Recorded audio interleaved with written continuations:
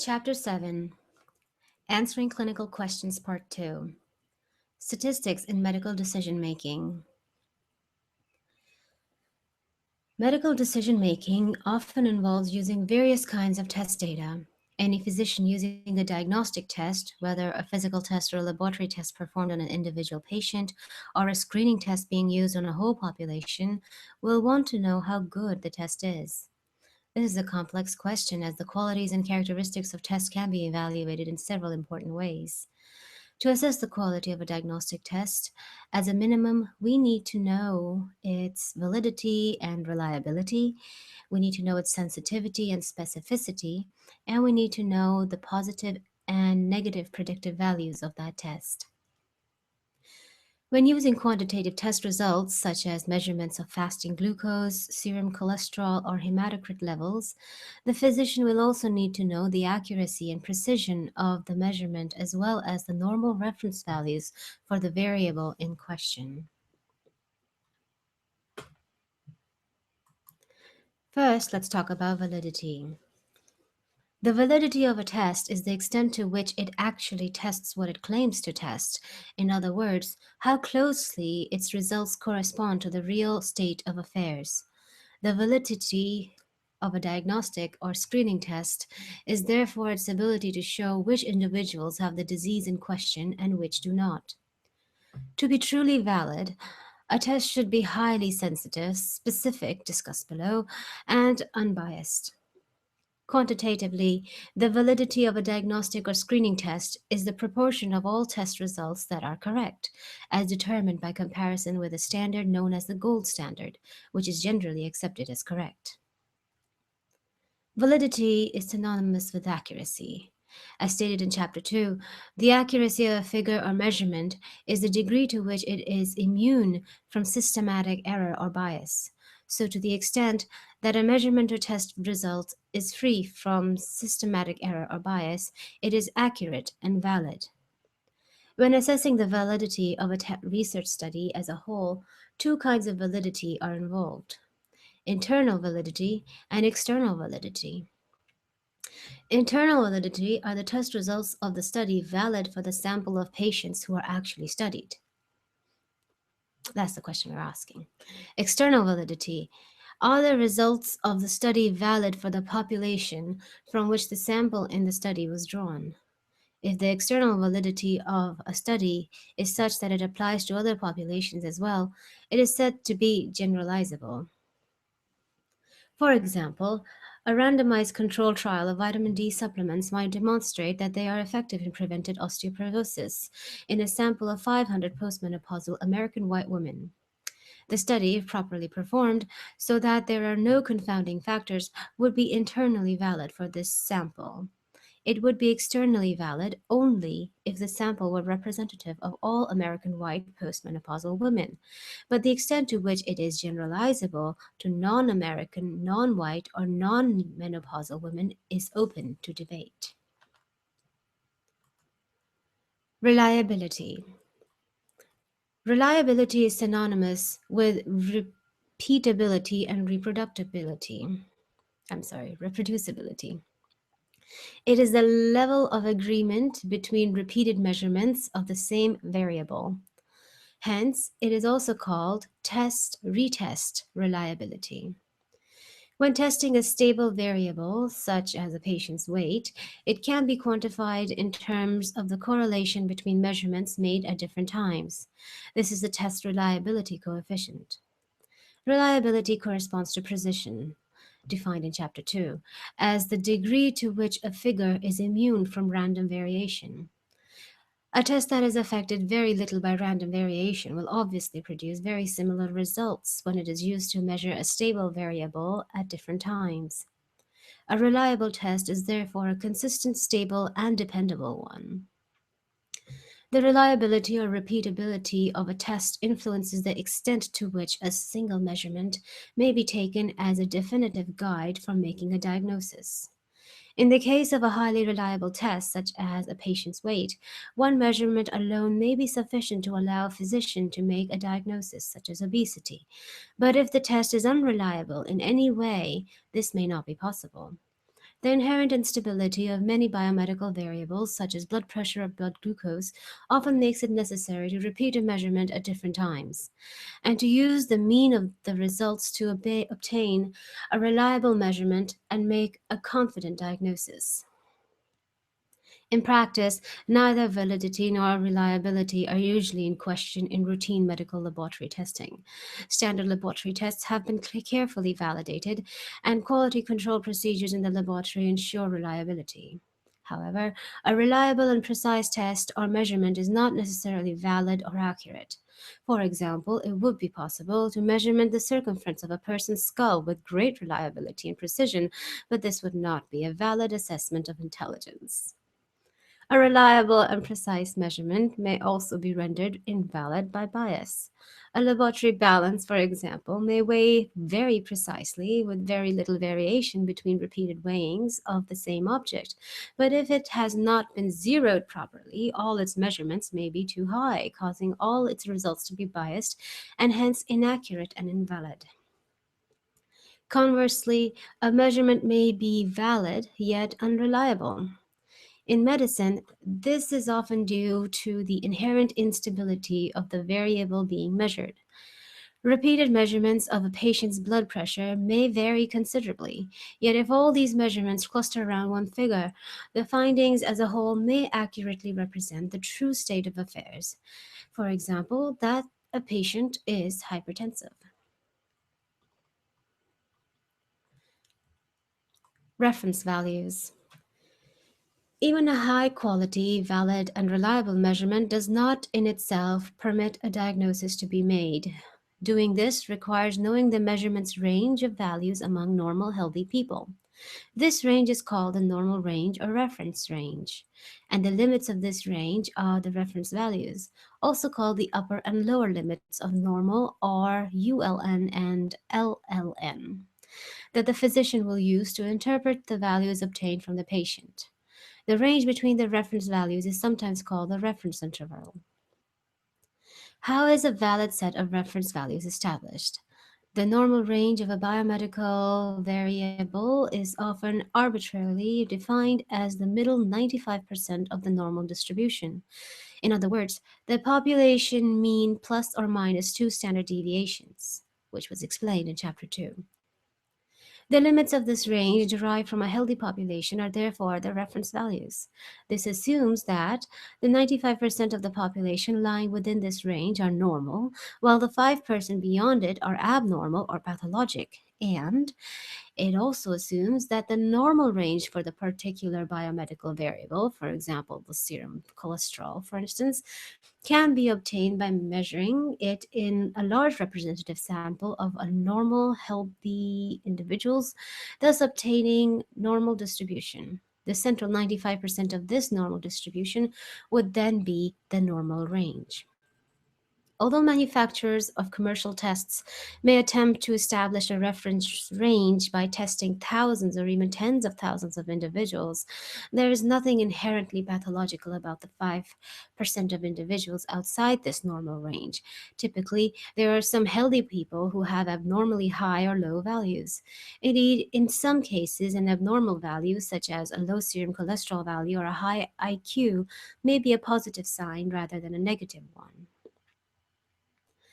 Um, Also, many biological variables turn out to be skewed rather than normally distributed in the population. Further, the sample that is tested to establish the normal range is not usually unambiguously free of disease. It is difficult to find a large group of normal people who are healthy in every way. Also, if this strictly statistical definition of normality and abnormality were adhered to, all diseases would have the same prevalence rate of 5%.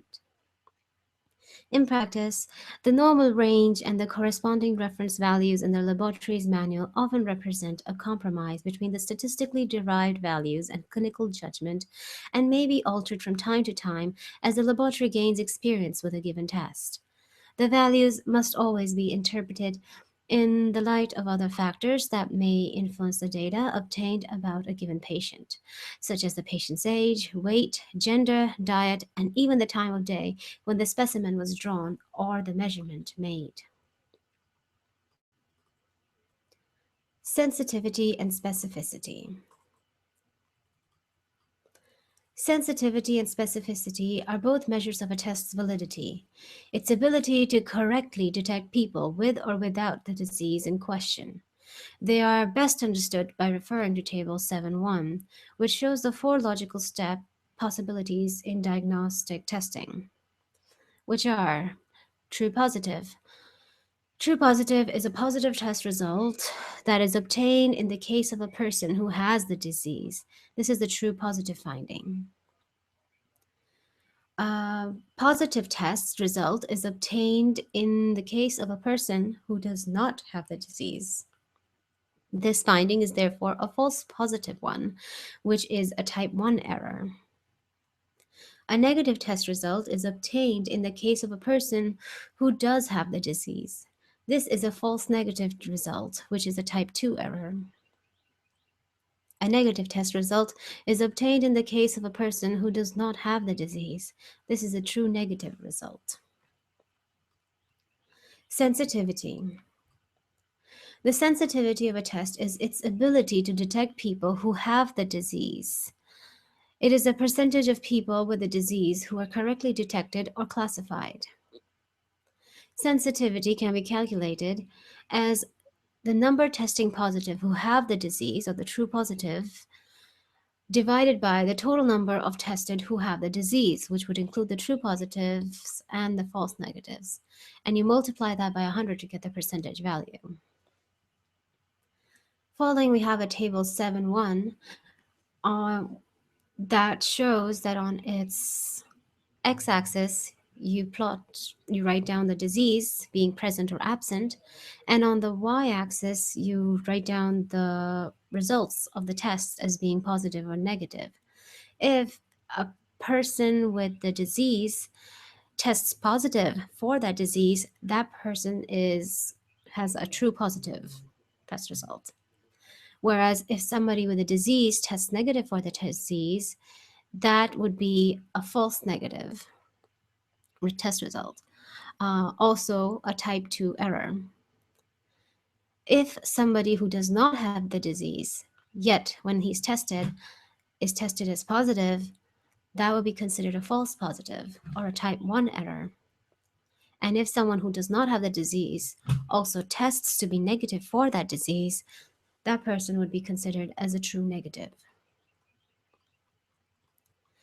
Thus, a test that is always positive for individuals with a given disease, identifying every person with the disease, has a sensitivity of 100%.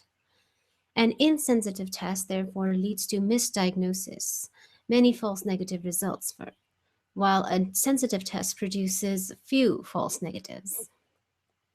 A sensitive test is obviously required in situations in which a false negative result has serious consequences.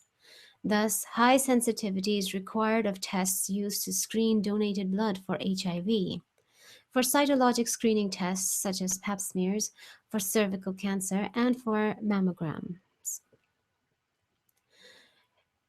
Here's a high yield point. Very sensitive tests are therefore used for screening or for ruling out disease.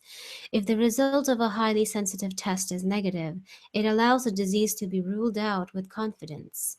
A mnemonic for this is SNOUT, reminding us that a sensitive test with a negative result rules out the disease. Specificity. The specificity of a test is its ability to detect people who do not have the disease. It is the percentage of the disease-free people who are correctly classified or detected. To calculate specificity, you would take the number of testing positive who do not have the disease, the true negative population, and divide that by the total number tested who do not have the disease, which would be the true negative and the false positives of the population. And you multiply that by 100 to get the percentage of that specificity. Thus, a test is always negative for healthy individuals. Identifying every non disease person has a specificity of 100%. A test that is low in specificity therefore leads to many false positive diagnoses, while a test that is highly specific produces few false positives. High specificity is required in situations in which the consequences of a false positive diagnosis are serious. Such situations include those in which the diagnosis may lead to the initiation of dangerous, painful, or expensive treatments, for example, a major surgery or chemotherapy, in which a diagnosis may be unduly alarming, for example, HIV or cancer, in which a diagnosis may cause a person to make irreversible decisions, such as Alzheimer's disease and cancer, or in which a diagnosis may result in a person being stigmatized, such as schizophrenia, HIV, or tuberculosis. Here's another high yield point. Very specific tests are therefore appropriate for confirming or ruling in the existence of a disease. If the result of a highly specific test is positive, the disease is almost certainly present. A mnemonic for this is SPIN, reminding us that a specific test with a positive result rules in the disease. In clinical practice, sensitivity and specificity are inversely related. An increase in one causes a decrease in another. This is because test results for people with and without a given disease typically lie on a continuum, overlapping with each other, rather than forming two totally discrete groups. The clinician, therefore, has to select a cutoff point to make a diagnostic decision. For example, the fasting plasma glucose levels of a population might form two overlapping distributions, one of the people with the diabetes and one of the people without diabetes, resembling those shown in the figure 7.1. It is apparent that when a fasting glucose test is used to diagnose diabetes, the choice of cutoff point will determine the test's specificity and sensitivity. The currently accepted cutoff point for the diagnosis of diabetes is a fasting glucose of 126 milligrams per 100 milliliters. Using this cutoff in the population in figure 7.1, this test would be about 80% sensitive. About 80% of those with diabetes are identified, with a moderate number of false negatives, that is, the people with diabetes who are incorrectly classified as non diabetic. There are also a moderate number of false positives, so the test is only roughly 85% specific.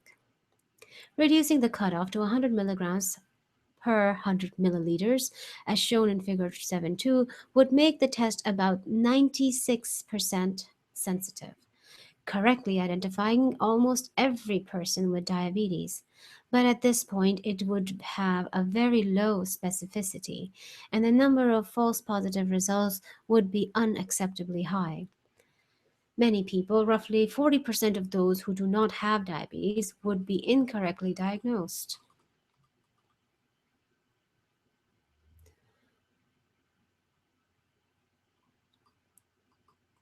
with the disease. As this suggests, while highly sensitive tests correctly classify the vast majority of people with a certain disease, making few false negative or type 2 errors, they tend to classify many healthy people incorrectly, making a large number of false positive or type 1 errors. So they are likely to have low specificity. As the cutoff point is increased, it is clear that the test's sensitivity gradually decreases and its specificity increases until the cutoff point reaches 160 milligrams per 100 milliliters, at which point it would be 100% specific, as shown in figure 7.3, correctly identifying everyone who does not have diabetes. But it would be highly insensitive, incorrectly classifying around 40% of people with diabetes as being free of the disease. Highly specific tests are therefore likely to be associated with a high number of false negative type 2 errors. A test can only be 100% sensitive and 100% specific if there is no overlap between the group that is normal and the group that has the disease. For example, if nobody with diabetes had a fasting glucose level below 130 milligrams per 100 milliliters, and nobody without diabetes had a level above 120 milligrams per 100 milliliters, there would be no problem of a trade off between sensitivity and specificity. A cutoff point of 126 milligrams per 100 milliliter would be perfect. This kind of situation does not occur commonly, and when it does, the disease may be so obvious that no diagnostic testing is required. Here's another high yield point. Although there are tests of relatively high sensitivity and specificity for some diseases, it is often best to use a combination of tests when testing for a particular disease. A highly sensitive and usually relatively cheap test is used first, almost guaranteeing the detection of all cases of the disease, at the expense of including a number of false positive results. This is then followed by a more specific and usually more expensive test of the cases with positive results to eliminate the false positives. Screening programs, in particular, will normally require that a highly sensitive test is used initially. Screening involves testing apparently healthy, normal people for the presence of possible disease. If a screening test is negative, the disease is essentially ruled out according to the SNOUT principle above. Examples include screening donated blood for HIV or hepatitis, pap tests for cervical cancer, or mammograms for breast cancer, and so on. The findings of a screening test do not generally diagnose a disease because screening tests are not usually very specific. A substantial number of false positives are likely to occur. Thus, most women with abnormal mammograms do not have breast cancer, and most people with findings of occult blood in the stool do not have colon cancer. But these findings do mandate a more specific test, such as a breast biopsy or a colonoscopy, to rule out or rule in the disease according to the spin principle. The overall accuracy of a clinical test is the proportion of all tested persons who are correctly identified by the test.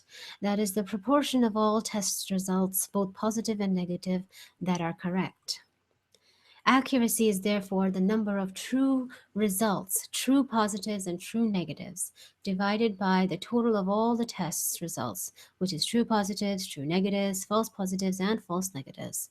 That is, accuracy is equal to TP plus TN divided by TP plus TN plus FP plus FN. Receiver operating characteristic curves.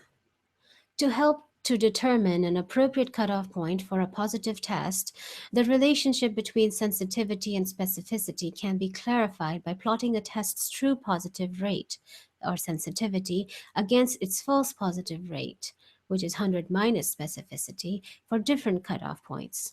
Such a plot is a receiver operating characteristic curve or ROC curve, as shown in figure 7.4. Here we see that the false positive rate is on the x-axis and the true positives or sensitivity is on the y-axis. Each point on the receiver operating characteristic curve represents a sensitivity or specificity pair corresponding to a particular cutoff point or decision threshold. A test that discriminates perfectly between the presence and absence of disease would have receiver operating characteristic curve that passes through the upper left corner, 100% sensitivity and 100% specificity. So the closer the curve is to the upper left corner, the higher the overall accuracy of the test. A completely random test, for example, coin tossing, would give the receiver operating characteristic curve that is actually the dashed line. The shape of the curve, therefore, reflects the quality of the test. The better the test, the more the curve moves to the upper left. This can be quantified in terms of the area under the curve. The worst case is zero point 0.5, the dashed line, and the best is 1.00, the upper left-hand corner. A good test is one with a high rate of true positives and a low rate of false negatives over a reasonable range of cutoff values. In other words, it has a high area under the curve as the curve moves towards the upper left corner. Figure 7.5 shows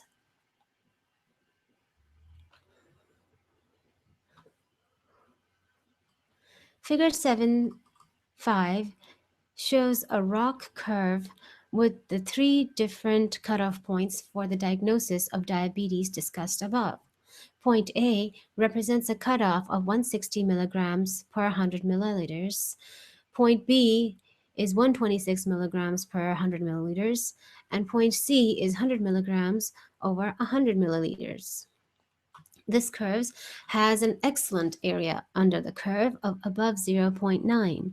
An alternative test for diabetes, such as a test for urine glucose, would likely have a much lower rate of true positives for a given rate of false positives, as shown in the figure by the dotted line.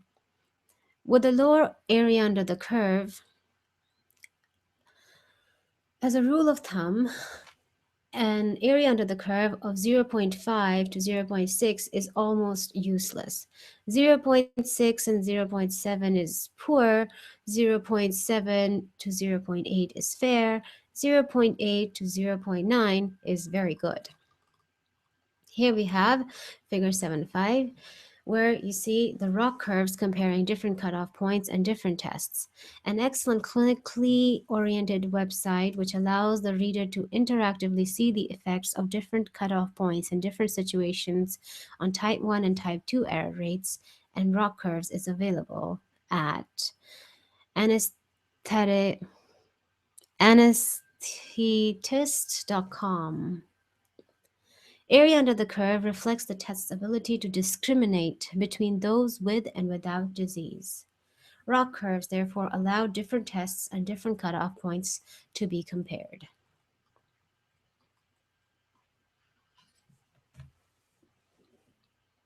Predictive values. When a sensitivity of a test is known, it answers the question, if the patient has the disease, what is the ability of the test to discover this? When the specificity of a test is known, it answers the question, if the patient is free of the disease, what is the ability of the test to discover this? These are the kinds of questions that an epidemiologist might ask when screening for a disease. The epidemiologist wants to know, for example, how good a test is at detecting the presence or absence of HIV infection, or what percentage of women with breast cancer will be detected with a mammogram. However, these are not the kinds of questions that the practicing physician or the patient typically ask. When faced with a test result, they want to know how likely it is that the disease really is present or absent. That is, if the test is positive or negative, how likely is it that the patient really has or does not have the disease? This is a different question altogether, and answering it requires knowledge of the predictive values of the test. So, positive predictive value. Here's a high yield point. The positive predictive value, or PPV, of a test is the proportion of positive results that are true positives. That is, the likelihood that a person with a positive test result truly has the disease. So, to calculate the positive predictive value, you take the number who test positive and have the disease, the true positive, and divide that by the total number who test positive, which is true positive plus false positives. Knowing that the test's positive predictive value allows us to answer the question, given that the patient's test result is positive, how likely is it that he or she really has the disease? Negative predictive value. The negative predictive value is the test of the proportion of negative results that are true negatives. That is, the likelihood that a person with a negative result truly does not have the disease. So, negative predictive value can be calculated by taking the number who test negative and do not have the disease, i.e., the true negatives, and dividing them by the total number who test negatives, which would be the true negatives plus the false negatives. Knowing a test's negative predictive value allows us to answer the question, Given that the test result is negative, how likely is it that the patient really does not have the disease? Once again, this is the kind of information a patient is concerned about. A high yield point is as follows. While the sensitivity and specificity of a test depend only on the characteristics of the test itself, predictive values vary according to the prevalence or underlying probability of the disease. Thus, predictive values cannot be determined without knowing the prevalence of the disease. They are not qualities of the test per se, but are a function of the test's characteristics and of the setting in which it is being used. The higher the prevalence of a disease in the population, the higher the positive predictive value, and the lower the negative predictive value of a test for it.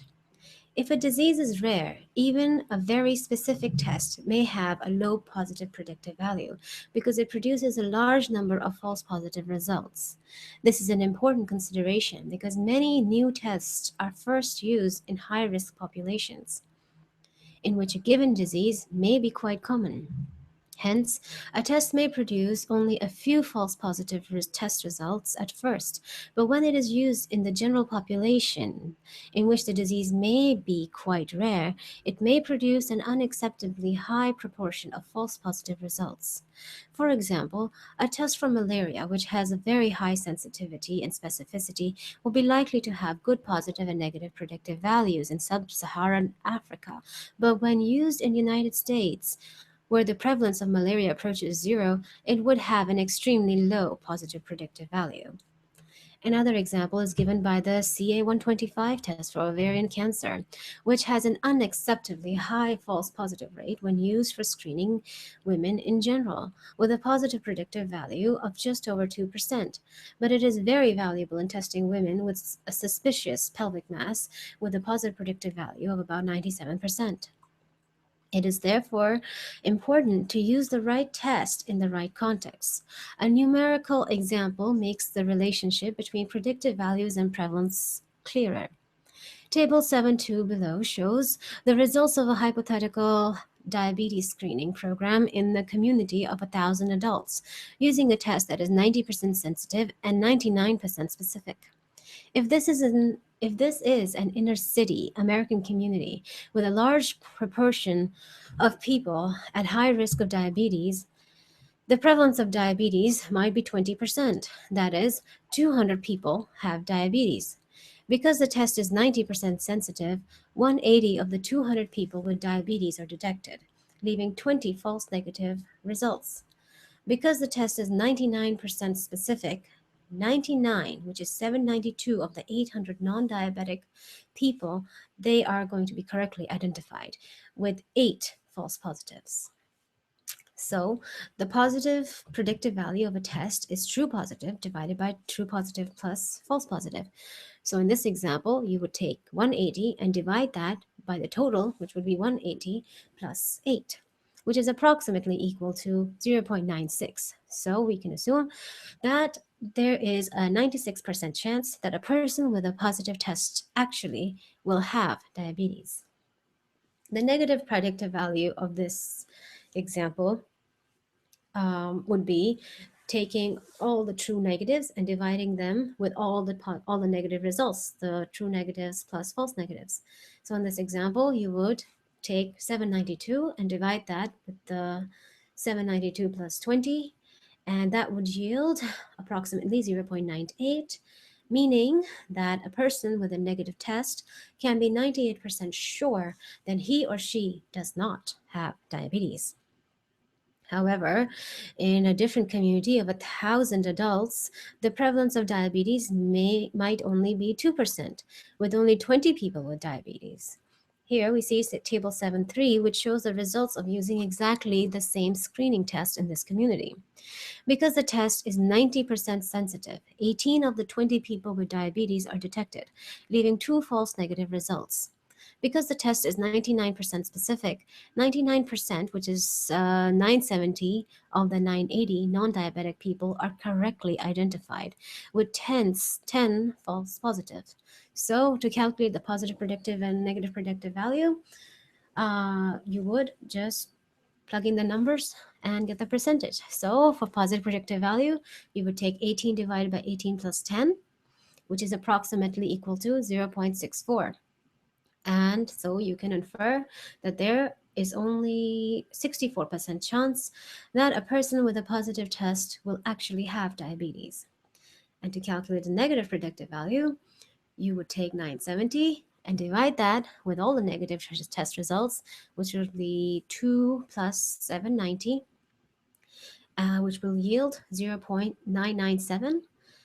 And then you can infer that a person with a negative test can be virtually 100% sure that he or she does not have diabetes. So, what's the high yield point here? The large difference between the positive predictive values of this test in the two communities is entirely due to their differing prevalence of diabetes. Note that where the prevalence of the disease is high, positive predictive value is increased and negative predictive value is decreased. Because positive predictive value increases with prevalence, one way of improving a test positive predictive value and hence avoiding a large number of false positive results is to restrict its use to high risk members of the population, as is done with the CA125 test mentioned above. Likelihood ratios. Of course, we do not know the actual prevalence of a given disease when we are testing an individual patient in clinical practice. However, we do have some kind of an idea as to how likely it is that the patient has that disease. This is our estimate of the pretest probability, also known as prior probability of the disease. It is essentially our estimate of prevalence in a particular situation. We can use this information together with the knowledge of the test sensitivity and specificity to help interpret the test results and even to decide whether to use the treatment at all in the given situation.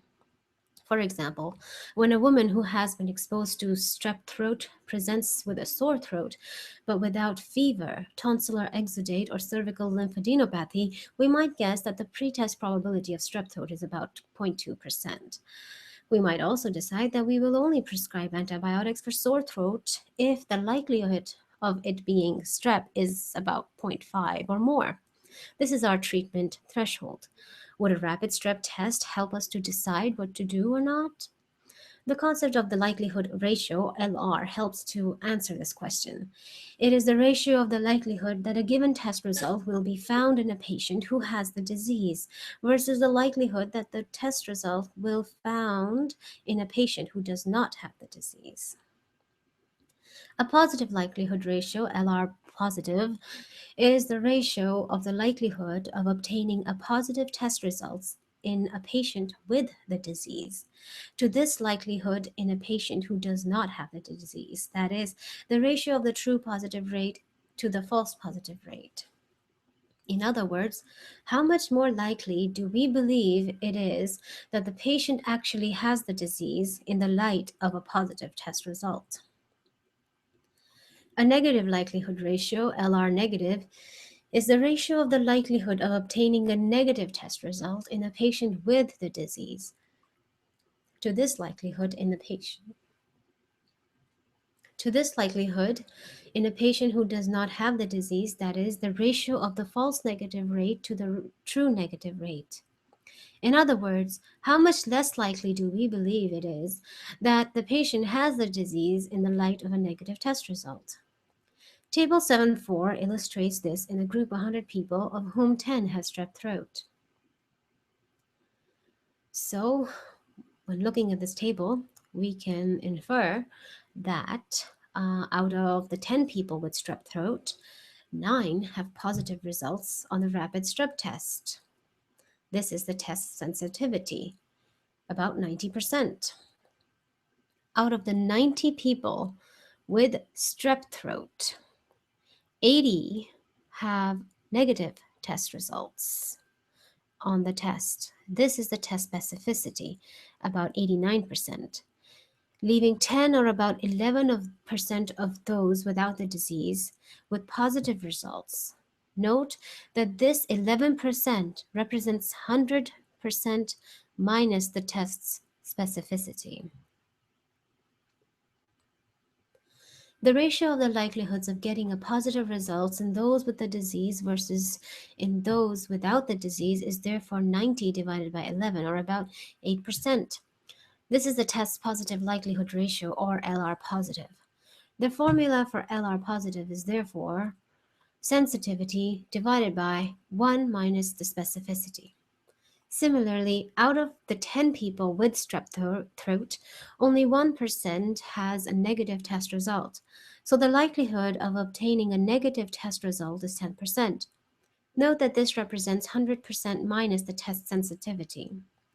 Among the 90% people, or among the 90 people without strep throat, the likelihood of obtaining a negative result of 80 people, for instance, is 89%. Note that this is the test's specificity. The ratio of the likelihoods of getting a negative result in those with the disease versus in those without the disease is therefore 10 divided by 89, or about 0.1. The formula for LR minus is therefore 1 minus sensitivity divided by the specificity.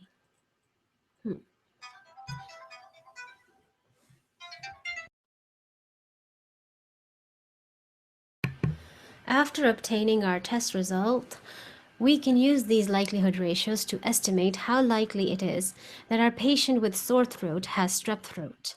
This is the post-test probability of the disease. Calculating post-test probability is a little cumbersome, so in practice, it is easiest to use the widely reproduced nomogram shown in Figure 7.6 or an online calculator. Wow. So here we have Figure 7.6 that shows the nomogram for determining post-test probability. And here we see that on our x-axis, we have the likelihood ratio. Well, actually, it's just the percentages on the y-axis, and on the x-axis we just have them lined up as pre-test probability, likelihood, and the post-test probability of somebody having that disease. Really. So the nomogram is used by lining up a straight edge from the pre-test probability to the likelihood ratio. The post-test probability is then read in the third column. In the strep throat example, the pretest probability was 0.2 or 20%, and the likelihood ratio, a positive likelihood ratio, was about 8. And the nomogram shows a post-test probability of about 70%. In other words, a positive test result for this patient will increase our confidence that she has strep throat from our initial estimate of 20% to 70%, which will lead us to prescribe an antibiotic. In this situation, therefore, the result meets the treatment threshold, the level at which it will lead us to initiate treatment.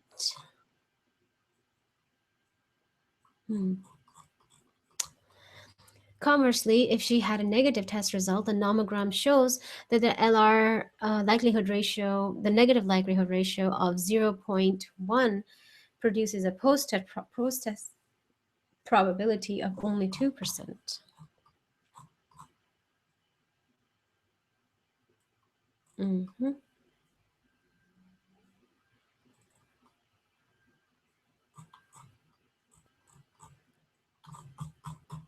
So 0.1 post-test 10%.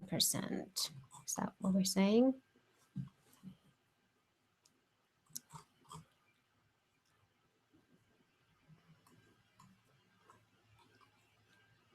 Okay.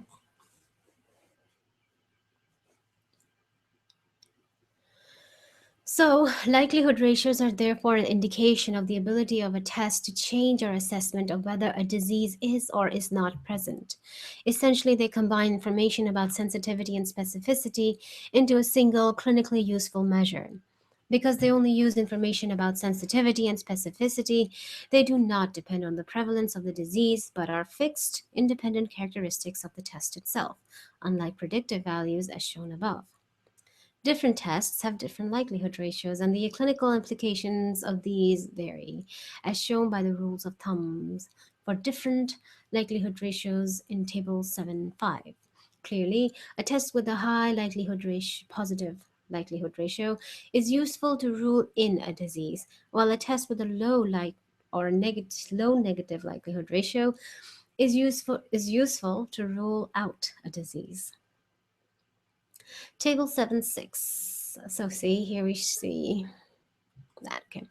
7.6 summarizes the calculations of sensitivity, specificity, positive and negative predictive values, accuracies, and likelihood ratios. So we see that sensitivity is taking true positive, dividing them by the total diseased in actuality, and specificity is taking true negative and dividing them by those without disease entirely. Positive predictive value is taking true positives and dividing it by all the positive results. True negative is taking the true negative results. Negative predictive value is taking true negatives and dividing them with all the negative results. Accuracy, however, is taking the true positives and true negatives and dividing them with the whole population tested or that we're talking about. Whereas the positive likelihood ratio is taking this sensitivity and dividing it by 1 minus the specificity. And the negative likelihood ratio would be the opposite of that. So you would take 1 minus sensitivity and dividing it by the specificity. So that's a good summary.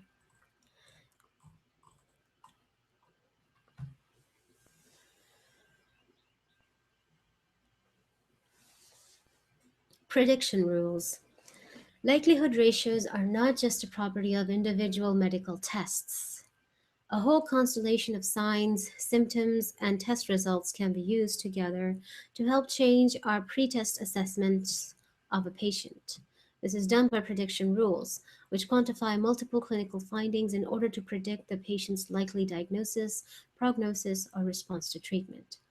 Prediction rules, sometimes also called decision rules, are widely used in daily clinical practice. Some of the best known ones are the CAGE questionnaire, having felt a need to cut down alcohol intake, having been annoyed about criticism of drinking, having felt guilty about drinking, having had an eye opener drink in the morning. So that's the CAGE questions for the identification of whether or not a patient abuses alcohol. Another one are the ransom criteria for predicting mortality from acute pancreatitis. I'm sorry, ransom. There's also the MELD, the model for end-stage liver disease for predicting a patient's risk of dying while awaiting a liver transplant.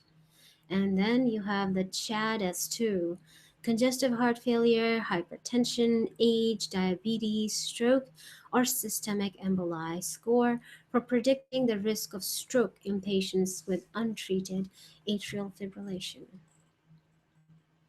Prediction rules are developed by identifying a group of patients who are at risk of a specific disease, such as alcoholism, or outcome, such as death from pancreatitis, death from liver disease, stroke from atrial fibrillation, and then recording data from the patient's history, physical exam, and test results, which are available in the early stages of the disease.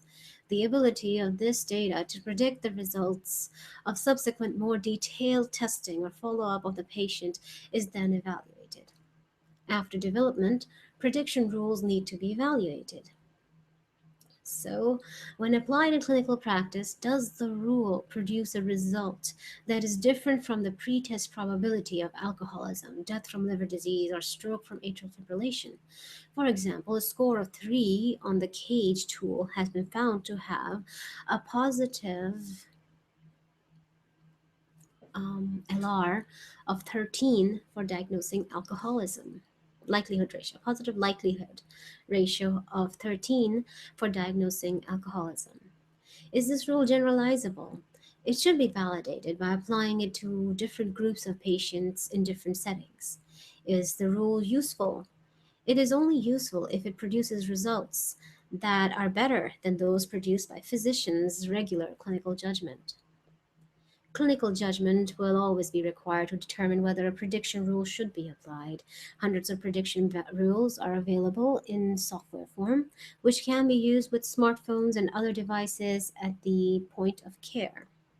But the fact that a software application produces a result, for example, that the patient is at low risk of a thromboembolic stroke due to artificial fibrillation and that anticoagulation is not indicated, does not reduce the physician's clinical, ethical, or medical legal responsibility for deciding if, when, and how to use the rule and its result.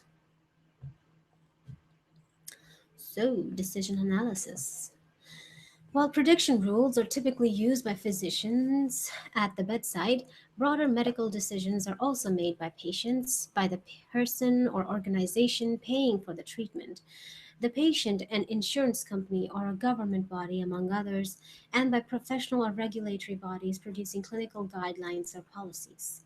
A process for incorporating the risks, benefits, and costs of a range of possible treatments in medical decision making is offered by decision analysis, which is a formal method for breaking down complex decisions into small components and then analyzing these parts and combining them into an overall framework, which is shown in the form of a decision tree.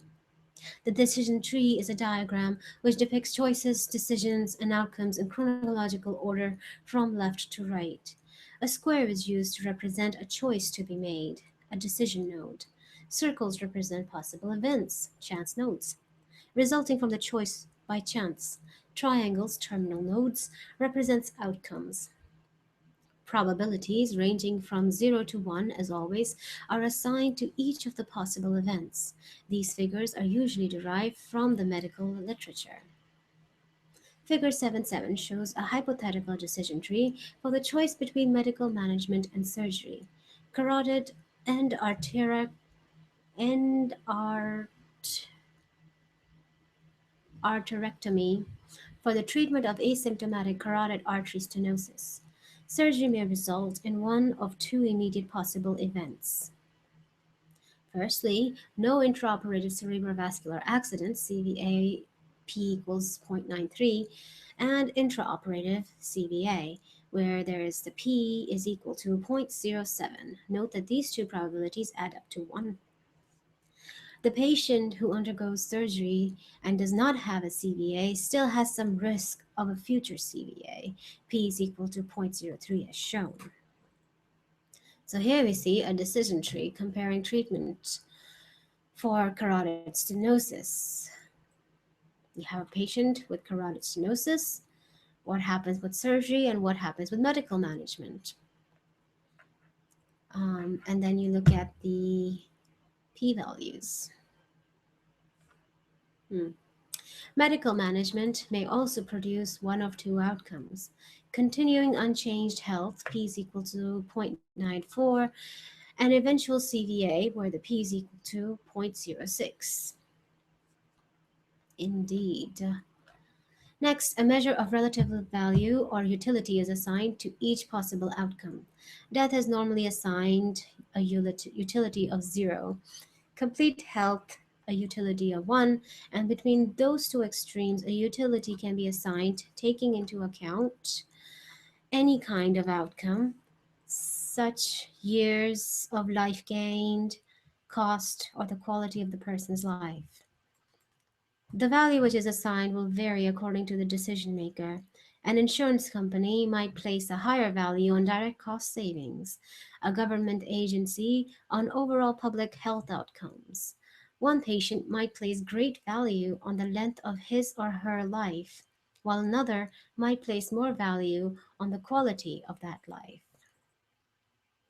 As an example, figure 7.7 assumes that an intraoperative CVA is viewed as a very poor outcome, with a utility of 0.15, while a latter CVA is viewed only a little less poorly with a utility of zero point 0.2, and continuing good stroke-free health is given a utility of 1.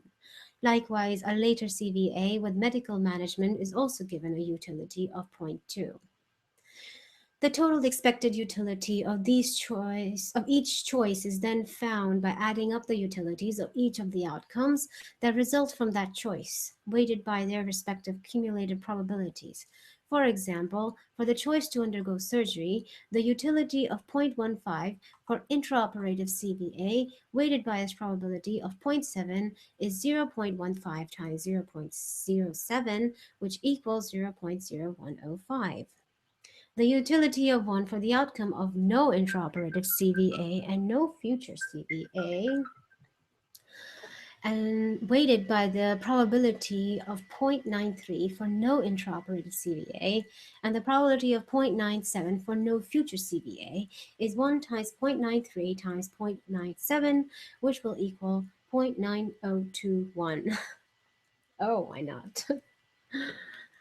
The utility of zero point 0.2 for no intraoperative CVA followed by a future CVA weighted by their respective probabilities of 0.93 and 0.03 is zero point 0.2 times 0.93 times zero point 0.3, which yields 0.00558.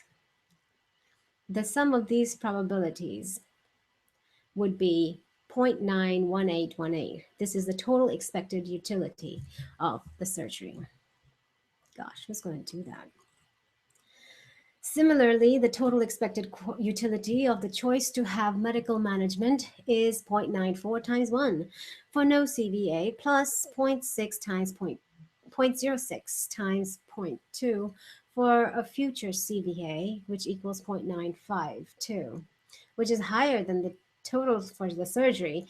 So, with the relative values of this decision maker has given to each possible outcome, medical management is the best choice. Interesting.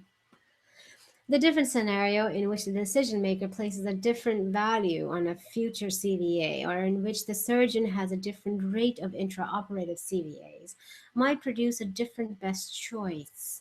Clearly, there are many other factors that could be incorporated in this analysis, such as the likely severity of the CVAs, the severity of the patient's carotid stenosis, and his or her prior history of strokes, the risk of other surgical complications, the risk of the side effects of medications, the individual patient's operative risk, the risk of multiple events, the timing of events, costs, etc. Even if both treatment choices may result in a stroke, the one which delays a stroke for several years or which results in a less disabling stroke is preferable. One way of including considerations of duration and quality of life, and therefore including questions of the timing of the outcomes which a treatment might produce, is through the concept of quality adjusted life years, QALY, a measure of disease burden which takes the quality as well as quantity of life into account. Once again, this involves placing a value on a given state of health, from 1 being the full health to 0 being death, and this value is used to adjust the years of remaining life that the patient might expect on the assumption that life spent while impaired, whether through pain, disability, or other symptoms, is of less value than time spent without impairments.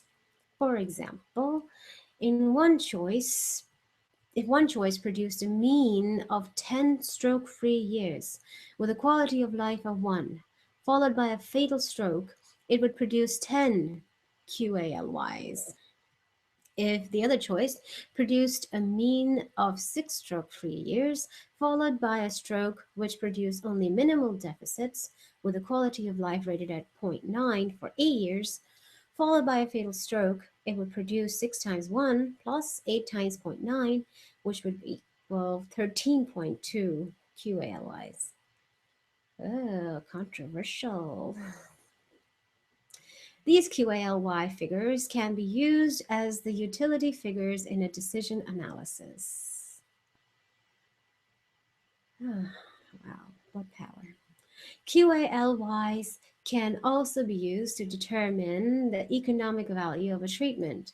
Chapter 8 will discuss the concept of number needed to treat and how this can be used to determine the cost of, for example, saving one life with a given treatment. Rather than simply looking at the cost of saving a life, we can also look at the cost per QALY of a treatment. For example, the Freedom Trial, Cummings et al. 2009, showed that a new drug for osteoporosis, when given annually to osteoporotic women between 60 and 90 years of age, produced a 40% reduction in relative risk of hip fracture over a 3 year period, but only a 0.5% reduction in absolute risk. Therefore, 200 women, the number needed to treat, had to be treated for 3 years to prevent one hip fracture.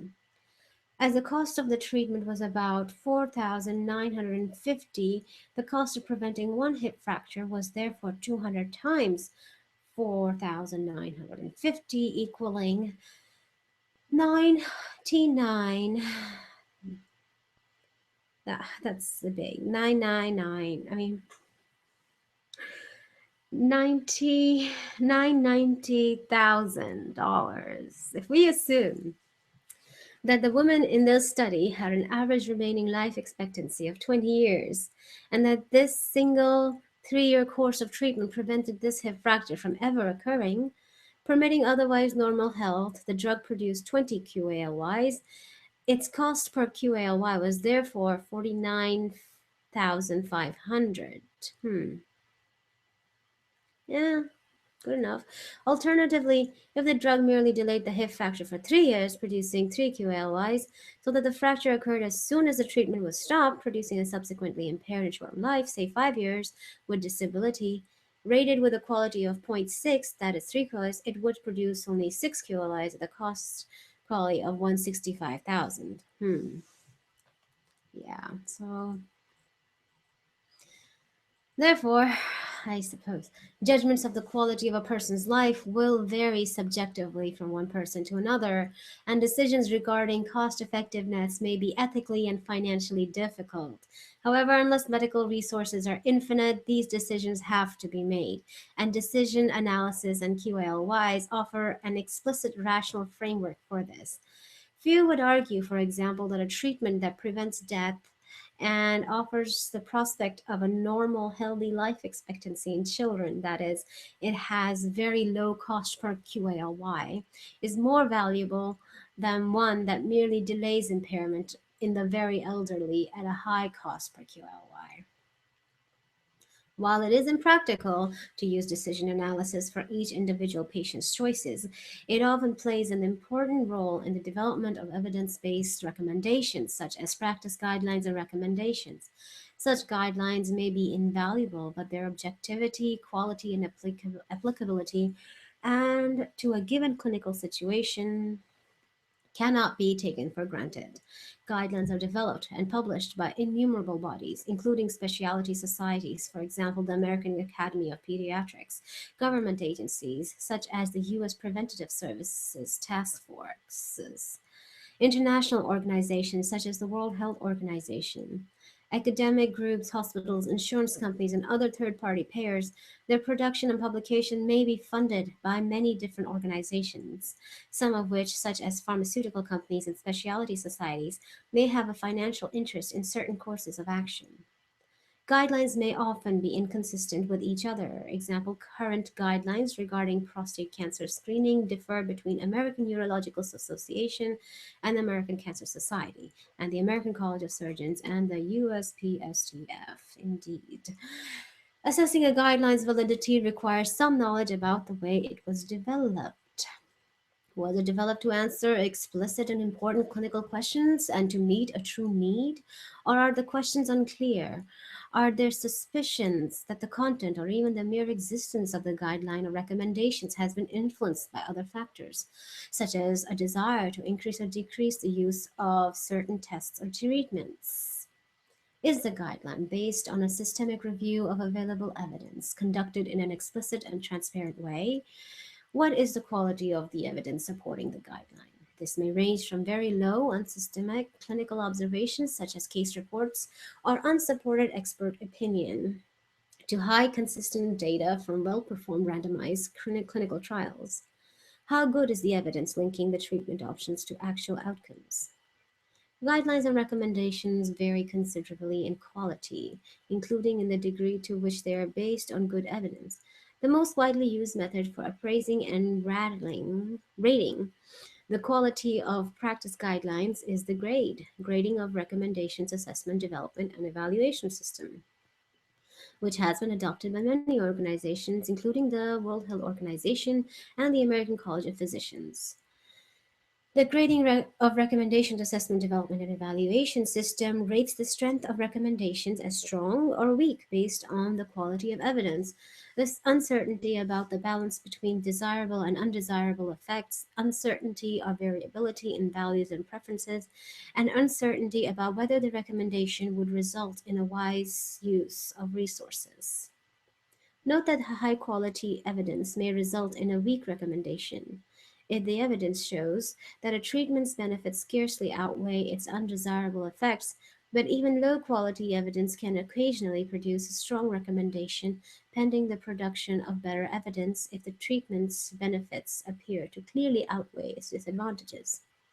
Assessing the applicability of a guideline or recommendation to a particular situation involve asking the following: does it apply to the kind of patient in the current situation? The guidelines' applicability will be limited if the patients in the studies that contributed to its development are dissimilar to the current patient in terms of race, age, gender, disease severity, comorbidities such as diabetes, obesity, smoking, substance abuse, ability to comply, context such as rural, urban, developing country, lack of social support, and so on. Does it consider all the treatment options? For example, carotid stents offer an alternative treatment not considered in Figure 7.7. Does it consider all the possible outcomes, especially patient oriented ones, such as quality of life, pain, inconvenience, and not just disease oriented ones? Are the values and utilities clearly specified? And are the patient's values and utilities likely to be similar to those? Some patients may prefer death to severe disability, others the converse. If costs are considered, are these costs incurred by patients, insurers, or other stakeholders in the healthcare system? Do the cost estimates apply in the setting in which the guidelines is being applied? Costs of treatments may vary dramatically from one place and time to another. How recent is the guideline? Treatment options, data, costs, or context may have changed since the guideline was produced. Okay.